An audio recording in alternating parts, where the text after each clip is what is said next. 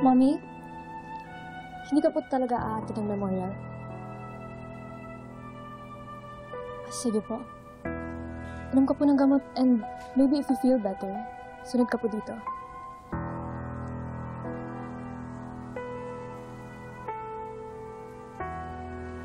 Nawalan na ako ng anak, Ruth.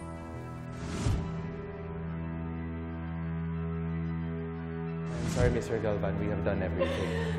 Basil did not make it. At panganay na apo. It's a boy! It's a boy!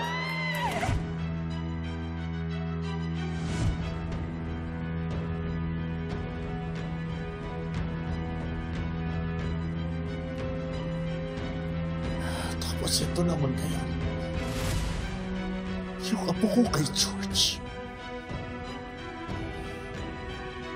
Tinanggalan na ako niyang anak. Tinanggalan pa ako ng apo. 2 beses pa. Ha?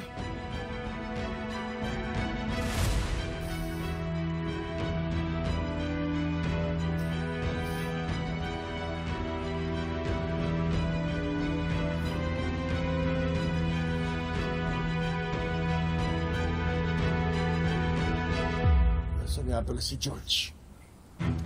Pinapuntahan ko po kay Ward. Baka po mapilit niya. Kasi nung pinuntahan ko po kanina, ayaw sumama eh. Wala si ate sa kwarto niya. Hinanap ko rin po sa buong bahay. Wala rin po. Ha? Ay, nasaan po yung batang yun? Jericho, sabihin mo lang.